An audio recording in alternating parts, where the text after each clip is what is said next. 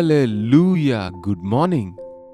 இன்னொரு விசேஷமான நேரத்திற்கு நம்முடைய கர்த்தரின் வார்த்தைகளை தியானிப்பதற்கு, அவரோடு பேசுவதற்கு, அவருடைய வார்த்தையை கேட்பதற்கு அனுதின தியானத்தை ஆண்டவர் நமக்கு கொடுத்திருக்கிறார். அதனால் அவரை துதிக்கிறேன்.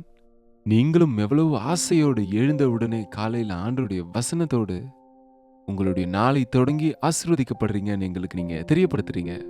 உங்க வாட்ஸ்அப் மெசேஜஸ்க்காகவும் கர்த்தரை எவ்வளோ துதிக்கிறேன். கர்த்தருடைய சித்தத்துல இந்த ஊழியம் தொடர வேண்டும்னு பிரயாசப்படுகிறோம். நீங்களும் ஜெபிங்க. சிறிய ஜெபத்தோடு இன்றைய வசனத்தை தியானிக்கலாம். பரிசுத்தரே, அன்பான தகப்பனே, இன்னொரு முறை ஆண்டவரே, இந்த காலை நேரத்தில் உங்களுடைய சமூகத்துக்கு நாங்க வருகிறோம். இந்த புதிய வருஷத்துல பிரவேசித்து நாங்கள் முன் செல்கையில் ஒவ்வொரு நாளும் உம்முடைய கிருபையில் எங்களை வழி நடத்தி, உம்முடைய சித்தத்தில் எங்களை வழி நடத்தி, உமக்கு பிரியமானவர்களா எங்களை நீர் மாற்ற வேண்டும் என்று கிறிஸ்துவின் நாமத்தில் கேட்கிறோம் பிதாவே, ஆமென். எப்படி இருக்கிறீங்க? நல்லா இருக்கிறீங்களா? எழுந்திருப்பீங்கன்னு நினைக்கிறேன். காலையில 7 மணி ஆகுது. ஒருவேளை நீங்க இந்தியாவில் இல்லாம இருக்கலாம், வேற தேசத்துல இருக்கலாம். இது காலையிலயோ சாயந்தரமோ மத்தியானமோ இருக்கலாம். ஆனால் உங்கள சிலர் எந்த நேரமா இருந்தாலும் ஆசையோடு எதிர்பார்த்து வசனத்தினாலே பலப்படுறேன்னு சொல்றீங்க. அதற்காக தேவனை நாங்கள் துதிக்கிறோம். ஒவ்வொரு நாளும் தவறாமல் தேவன் கொடுக்கிற ஃப்ரெஷ்ஷாக தேவனிடத்துல காத்திருந்து தேவனுடைய வார்த்தைகளை ஒவ்வொரு நாளும் உங்களிடத்துல கொண்டு வருவதற்கு நாங்க எவ்வளவோ பிரயாசப்படுகிறோம்.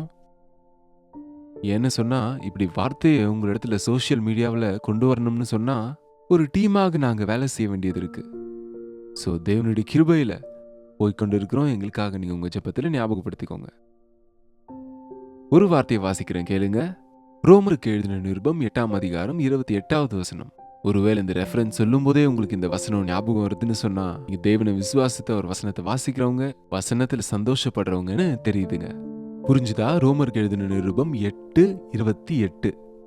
உங்களுக்கு ஒருவேளை ஞாபகம் வந்தா நான் சொல்றதுக்கு முன்பே லைவ் சாட்ல உங்க பெயரையும் ஊரையும் டைப் செய்து இது இந்த வசனம்னு தெரியப்படுத்துங்க. வாசிக்கட்டுமா? ரோமருக்கு எழுதின நிருபம் 8:28. அன்றியும் அவரின் தீர்மானத்தின்படி அழைக்கப்பட்டவர்களாய் தேவனிடத்தில் அன்பு கூறுகிறவர்களுக்கு சகலமும் நன்மைக்கேதுவாக நடக்கிறது என்று அறிந்திருக்கிறோம். தேவனை நேசிப்பவர்களுக்கு, அவருடைய தீர்மானத்தின்படி அழைக்கப்பட்டவர்களுக்கு நன்மை உண்டாகும்படிக்கு சகலமும் நன்மைக்கேதுவாக நடக்கிறது என்று அறிந்திருக்கிறோம். அறிவீர்களா? ஏசாண்டவருக்கு நம் வாழ்க்கையை ஒப்பு கொடுத்த பிறகு நம் வாழ்க்கையில எது நடந்தாலும், அது நன்மையா இருந்தாலும் தீமையா இருந்தாலும், அது அவருடைய தீர்மானத்துல இருக்குன்னு புரிஞ்சுக்கோங்க. அப்படின்னா நமக்கு தீமை நடக்கணும்னு தேவன் ஆசைப்படுறவர் இல்ல. நமக்கு வலி உண்டாகணும்னு அவர் ஆசைப்பட மாட்டாருங்க. தேவன் மனப்பூர்வமாய் மனிதர்களுக்கு துக்கத்தை ஆனாலும் வேதனையை ஆனாலும் உண்டாக்குகிறவர் அல்ல. அவர் கஷ்டப்படுத்துபவர் அல்ல, கஷ்டப்படுகிறவர்களை விடுவிக்கிறவர். ஆனா நாம இந்த உலகத்துல வாழும்போது நிச்சயமா கஷ்டங்கள் வரும், பிரச்சனைகள் வரும், சிக்கல்கள் வரும், அபாயங்கள் உண்டாகும், வியாதிகள் வரும், கஷ்டங்களும் பஞ்சங்களும் வந்து கொண்டுதான் இருக்கும். அப்படிப்பட்ட சூழ்நிலைகளிலே நாம பயந்து போனவர்களா இல்லாம நம்முடைய வாழ்க்கையில இருக்கிற வலிய, அந்த கஷ்டங்களை தேவன் எப்படி மாற்றிக்கொள்வார்னு சொன்னா, அது நம்முடைய நன்மைக்காக மாற்றுவார். உங்க வீடு எரிஞ்சிருச்சுன்னு நினைச்சுக்கோங்க. உங்களுக்கு புதிய வீட்டை கொடுத்து அந்த கஷ்டத்தை எடுத்து போடுவார். புரிஞ்சுதா? உங்க வாழ்க்கையில ஒரு பிரச்சனை வந்துச்சுன்னு வச்சுக்கோங்க. அந்த பிரச்சனையின் மேல ஏறி வாழ்க்கையில இன்னொரு கட்டத்துக்கு போகும்படிக்கு தேவனை ஆசீர்வதிப்பார். தேவனை நேசிக்கிறவங்களுக்கு, எல்லாருக்கும் இல்லைங்க, எல்லாருக்கும் அல்ல, தேவனை நேசிப்பவர்களுக்கு, அவருடைய திட்டத்தில் இருப்பவர்களுக்கு, அவருடைய ரட்சிப்பை பெற்றவர்களுக்கு, அவர்கள் வாழ்க்கையில எந்த தீமை நடந்தாலும் அதை நன்மையாக மாற்றுவதற்கு, எந்த வேதனை வந்தாலும் அதை நன்மையாக மாற்றும்படி, எந்த சந்தர்ப்பமானாலும் அதை அவருடைய நன்மையாக மாற்றி நம்மை ஆசீர்வதிப்பதற்கு எப்போதும் ஆயத்தமாக இருக்கிறாரு, ஆசைப்பட்டு இருக்காரு. தேவனை நீங்க நேசிக்கிறீங்களா? ஆண்டவரை நேசிக்கிறீங்களா? சாதாரணமா நம்ம சொல்லிடுவோம், "இயேசு ஆண்டவர்னா எனக்கு பிடிக்கும்னு." ஆனா அத நம்ம வார்த்தையினால மட்டும் இல்லாம கிரியைகள்ல காண்பிக்கிறோமா? நீங்கள் முதல் அன்பை உடையவங்களா இருக்கீங்களா?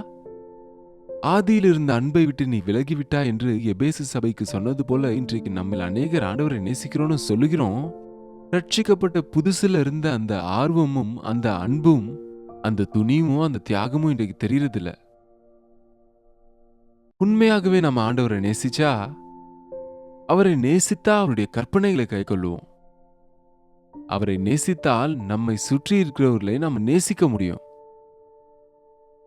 ஆண்டவர் அப்பப்போ நம்மை கொஸ்டின் பண்றாரு. ஏன்னா நம்மை நாம் பரிசீலிப்பதற்கு. பேதுருவை கேட்டார், பேதுரு நீ என்னை நேசிக்கிறாயா? பேதுரு நீ என்னை நேசிக்கிறாயா? பேதுரு நீ என்னை நேசிக்கிறாயா? 3 முறை கேட்டதற்கு காரணம் அவர் 3 முறை ஆண்டவரை மறுதலித்தார். நீ என்னை நேசித்தால் உனக்கு ஒரு வேலை இருக்கு. என்னுடைய ஆட்டுக்குட்டிகளை நீ மேய்க்க வேண்டும்.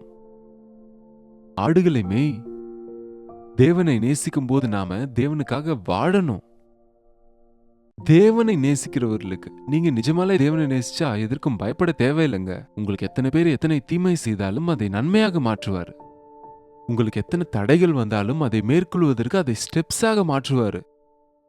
உங்க வாழ்க்கையில எத்தனை கசப்பான அனுபவங்கள் வந்திருந்தாலும் அந்த கசப்பை அவர் மதுரமாக மாற்றக்கூடிய அற்புத தேவனாக நம் தேவன் இருக்கிறாரு. ஆண்டவரிடத்தில் விசுவாசத்தை வைங்க. திகைக்காதீங்க, சோர்ந்து போகாதீங்க. தீமை வந்ததுன்னு, நஷ்டம் வந்ததுன்னு, கேட்டது கிடைக்கலன்னு, அது ஏன் இப்படி நடந்தது, இது ஏன் இப்படி நடந்ததுன்னு அநேகர் வாழ்க்கையில் இந்த கேள்விதான். எனக்கே ஏன் இது நடக்கணும், எனக்கு மட்டும் ஏன் இவ்வளவு கஷ்டம், எல்லாரும் என்னையே நிந்திக்கிறாங்க, நான் யதார்த்தமா இருக்கிறேன்னு சில நேரம் எனக்கும் தோணுங்க. உண்மையா ஊழியம் செய்துட்டு இருந்தா அநேகர் என் மேல கற்களை வீசும்போது ஏதோ எல்லாரோடையும் சேர்த்து அவர்களே போல இவரும் அப்படிப்பட்டவர் தான் என்று சொல்லும்போது, சரி அவங்களுக்கு தெரியாது இல்லையா, தனிப்பட்ட விதத்துல அவங்களுக்கு என்ன தெரியாது, ஏதோ இப்படி சோசியல் மீடியால பாக்குறாங்க, அவ்வளவுதான். சரி ஆண்டவரே உமக்கு நன்றி என்று சொல்வது அவ்வளவு சுலபம் இல்லைங்க. பாருங்க, அநேக முறை நமக்கு தெரியாமலே நம்மை பற்றியே தீமையை பிரச்சாரம் பண்றவங்க நமக்கு அட்வர்டைஸ்மெண்ட் செய்வது போல நாம நினைத்தா தேவன் அதை அட்வர்டைஸ்மெண்டாக மாற்றுவார். உன்னை பற்றி தீயதா சொல்லிட்டே இருக்கும்போது எல்லாரும் உன்னை பாக்குறாங்க. அப்போது நீ குற்றமற்றவன் என்று அவங்க, நீ உண்மையான ஊழியக்காரன் என்று, நீ உண்மையான விசுவாசி என்று தேவன் அதை நிரூபிப்பார். யோசேப்பின் விஷயத்துல நினைச்சு பார்த்தா, அவன் விபச்சாரி, அவன் வேசித்தனம் செய்தான், அவனுடைய எஜமானின் மனைவியோடு அவன் தவறு செய்தான் என்ற நிந்தை ஊரெல்லாம் பரவினதுங்க. செய்யாத தவறுக்கு அவன் மேல குற்றம் சாட்டி அவனை சிறைச்சாலையில் வச்சாங்க. ஆனால் அவன் அந்த சிறைக்கு போவதன் மூலம்தான் அவன் ராஜாவினிடத்திற்கு போவதற்கு ஒரு வழியானது. அதை அவனுக்கு தீமையாக நினைச்சாங்க, ஆனா நன்மையாக மாறினது. எப்பொழுது ராஜா அவனை தகுந்த நேரத்தில் உயர்த்தி வைத்த போது அவனை எத்தனை பேர் தூஷித்தார்களோ, எத்தனை பேர் அவனை அவமானப்படுத்தினாங்களோ, எத்தனை பேர் அவன் மேல நிந்தையை போட்டாங்களோ, அவர்கள் எல்லாம் பைய கொண்டு வந்து யோசேப்பின் இடத்துல வந்து, ஐயா எங்களை மன்னிச்சிருங்க, தெரியாம சொல்லிட்டோம் என்பது போல சொந்த சகோதரர்களோடு கூட ஆகாரத்திற்காக நின்றபோது அவர்களுக்கு உதவி செய்கிறவன் நானான். யோசேப்பை பார்த்த அண்ணன்கள் பொறாமைப்பட்டார்கள். அவன் பலவர்னு அங்கே தரித்ததினாலே பொறாமை கொண்டாங்க. கனவு காணுகிறவன் என்று அவனை கிண்டல் செய்தார்கள் என்று பார்க்கிறோம். அவனை வேதனைப்படுத்தினாங்க. அவனுடைய கையும் காலும் கட்டி அவனை குழியில போட்டாங்க. அது மட்டும் இல்ல, உணவு கொண்டு வந்த, சாப்பாடு கொண்டு வந்த அன்பு தம்பியாகிய அவர்களுடைய தம்பிய எவ்வளவு மோசமா நடத்தினாங்க. தேவனிடத்துல உண்மையாக இருந்து பாவத்தை வெறுத்த யோசேப்புக்கு ஏன் இந்த நிலைமை, ஏன் இந்த கஷ்டம், ஏன் இந்த வேதனை, எனக்கு ஏன் இந்த நிலைமை என்று அவன் சோர்ந்து போகலங்க. யோசேப்பு அவனை அங்கே விட்டுவிட்டாங்க. எகிப்துக்கு அவன் அங்கே அடிமையாக இருந்தான். செல்ல பிள்ளையாக வளர்ந்த அவன் அந்நியனாகிய எஜமானின் வீட்டிலே பாத்திரங்களை கழுவி கொண்டு வீட்டு சுத்தப்படுத்துறோம்னா என்னங்க, ஒரு அடிமை 24 hours எப்போ என்ன சொன்னாலும் அதை செய்ய வேண்டிய நிலைக்கு வேதனைகள் படும் அந்த நேரத்துல கூட யோசேப்பு, தேவனின் அனுமதி இல்லாமல் என் அண்ணன்களை விற்க முடியாது, தேவன் அனுமதிக்காமல் எனக்கு இந்த கஷ்டம் வராது, தேவனுடைய சித்தம் அல்லாமல் எனக்கு இந்த பிரச்சனை வராது என்ற விசுவாசத்தை உடையவனா இருக்கிறதுனால தான் தேவன் அவனுக்கு துணையா இருந்தாரு. எந்த சூழ்நிலையானாலும் என்னோடு நீர் இரும் ஆண்டவரே என்று அவன் கற்றுக்கொண்டான். அதனாலதான் தன்னுடைய அண்ணன்மார்கள் பைகளை கொண்டு வந்து தானியத்திற்காக அவனிடத்துல நின்றபோது, அண்ணா, நீங்க என்னை விற்றதுக்காக வருத்தப்படாதீங்க, நான் தான் உங்களுடைய யோசேப்பு, நான் தான் உங்களுடைய தம்பி, நீங்க விற்று போட்ட உங்க தம்பி. அவங்க திகைச்சு போயிட்டாங்க அவங்க அண்ணங்க. நீங்க வருத்தப்பட வேண்டாம், தேவன் நம்முடைய நன்மைக்காகவே உங்களுக்காகவே என்னை முன்னதாகவே எகிப்துக்கு அனுப்பியிருக்கிறார் என்று சொல்ல முடிந்தது. நம்முடைய வாழ்க்கையில இன்றைக்கு கசப்பாக இருக்கிறது. ஒரு நாள் அதனுடைய காரணத்தை நாம புரிந்து கொள்ளுவோம். ஒரே விஷயங்க, தேவன் செய்யக்கூடிய விஷயங்கள் நமக்கு புரியாது. தேவன் நம் வாழ்க்கையில செய்யற விஷயங்கள் இன்றைக்கு நமக்கு புரியாது. ஆனா நீங்க சகித்தால் சகிக்கிறவன் பாக்கியவான். நீங்கள் காத்திருந்தால், கர்த்தருக்காக காத்திருக்கிறவர்கள் புதிய பலன் அடைவார்கள். நீங்கள் எதிர்பார்த்தால் தேவனுடைய புதுமையான ஆசீர்வாதங்களை நீங்கள் பெற முடியும். ஆதியாகமம் 45வது அதிகாரம் 4வது வசனம் வாசிக்கிறேன், கேளுங்க. அப்பொழுது யோசேப்பு தன் சகோதரரை நோக்கி, என் கிட்ட வாருங்கள் என்றான். அவர்கள் கிட்ட போனார்கள். அப்பொழுது அவன், நீங்கள் எகிப்துக்கு போகிறவர்களிடத்தில் விற்று போட்ட உங்கள் சகோதரனாகிய யோசேப்பு நான் தான். என்னை இவ்விடத்தில் வரும்படி விற்று போட்டதினால் நீங்கள் சஞ்சலப்பட வேண்டாம், அது உங்களுக்கு விசனமாயும் இருக்க வேண்டாம். ஜீவரட்சணை செய்யும்படிக்கு தேவன் என்னை உங்களுக்கு முன்னே அனுப்பினார். ஜீவரட்சணைக்காக, உங்கள் ரட்சிப்பு, என் ரட்சிப்பு, அநேகருடைய ரட்சிப்புக்காக தேவனே முன்னதாக என்னை இங்கே அனுப்பினார். உங்க வாழ்க்கையில இந்த புதிய வருஷத்துல இன்னும் சில தடைகளும் இன்னல்களும் வரும்போது, தேவன் கொடுத்த வாக்குத்தத்தங்கள் ஏன் இன்னும் நிறைவேறவில்லை? கர்ப்பத்தின் கனிக்காக ஆண்டவரிடத்துல கேட்டுட்டு இருக்கேனே, அது இன்னும் எனக்கு கிடைக்கவில்லையே. என் பிரச்சனைகளிலிருந்து விடுதலை வேண்டும் என்று ஆண்டவரிடத்துல முறையிடுகிறேன். இந்த கோர்ட் கேசஸ்ல இருந்து எனக்கு விடுதலை கிடைக்கலையே என்ன? இந்த கடன் பிரச்சனைகளிலே சிக்கி நான் மூழ்கி இருக்கிறேன். இதை அடைக்க முடியாதோ என்ற கவலையோடு, கண்ணீரோடு ஒருவேளை நீங்க இருக்கலாம். அடி மேல அடி, கஷ்டங்கள் மேல கஷ்டங்கள் வருதுன்னு சொல்லி நீங்க உடைந்து போயிருக்கலாம். தேவனின் மேல விசுவாசத்தை வைங்க. என் தேவன் என்னை விடுவிப்பார் என்று நம்புங்க. உங்கள் தீமைகளை நன்மைகளாக மாற்றுவதற்கு, உங்கள் கஷ்டங்களை பதில்களாக மாற்றுவதற்கு நம் தேவன் வல்லமையுள்ளவராக இருக்கிறார். தேவனை நேசிக்கிறவர்களுக்கு, அதாவது அவருடைய தீர்மானத்தின்படி அழைக்கப்பட்டவர்களுக்கு நன்மையுண்டாகும்படி சகலமும் நன்மைக்கு ஏதுவாக நடக்கும். நன்மைக்கு ஏதுவாக நடக்கும் அப்படின்னா எல்லாம் சேர்ந்து ஒரு நல்ல அவுட்கம் ஆண்டவர் நமக்கு கொடுப்பாருங்க.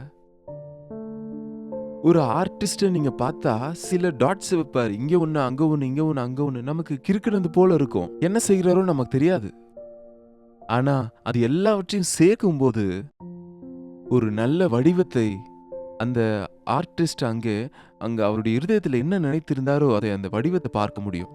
அப்படிதான் நம் வாழ்க்கையிலும் இது எதுக்கு, அது எதுக்கு, இந்த டாட் எதற்கு, இந்த வேதனை எதற்கு, இந்த கஷ்டம் எதற்கு, இந்த மிஸ் அண்டர்ஸ்டாண்டிங் எதற்கு, இந்த சூழ்நிலை எனக்கு ஏன் வந்தது என்று அநேகம் இருக்கும். அது இன்றைக்கு உங்களுக்கு புரியாம இருக்கலாம். ஆனால் விசுவாசித்தால், தேவனிடத்தில் காத்திருந்தால் சகலமும் நன்மைக்கு ஏதுவாக நடக்கும்படிக்கு அதன் எல்லாவற்றின் மூலமாகவும் சம்பூர்ணமான ஆசீர்வாதத்தை உனக்கு கொடுப்பதற்கு ஆண்டவர் ஆயத்தமாக இருக்கிறார். ஜெபிப்போம். பரிசுத்தரே, உமக்கு நன்றி ஆண்டவரே. எங்க வாழ்க்கையில நாங்க எத்தனையோ முறை சோர்ந்து போகிறோம் ஆண்டவரே, நொந்து போயிடுறோம். எனக்கே ஏன் இது நடந்தது, எனக்கு ஏன் இது நடந்தது, ஏன் இப்படி நடந்தது, தேவன் இருந்தால் எனக்கு ஏன் இப்படி நடக்க வேண்டும் என்று அநேக கேள்விகள் வந்து கொண்டு இருக்கு. அதற்கு பதில்கள் உம்மிடத்தில் இருக்கிறது என்று உம்முடைய அன்பிலே எங்களை பார்த்து கொண்டு இருக்கிறீர், எங்களை பாதுகாத்து கொண்டிருக்கிறீர். நன்மைக்கு ஏதுவாக நடக்கும்படிக்கு எங்கள் வாழ்க்கையின் தீமை நன்மை எல்லாவற்றையுமே நீர் மாற்றக்கூடிய தேவனாக இருக்கிறீர் என்று விசுவாசிக்கிறோம் ஆண்டவரே.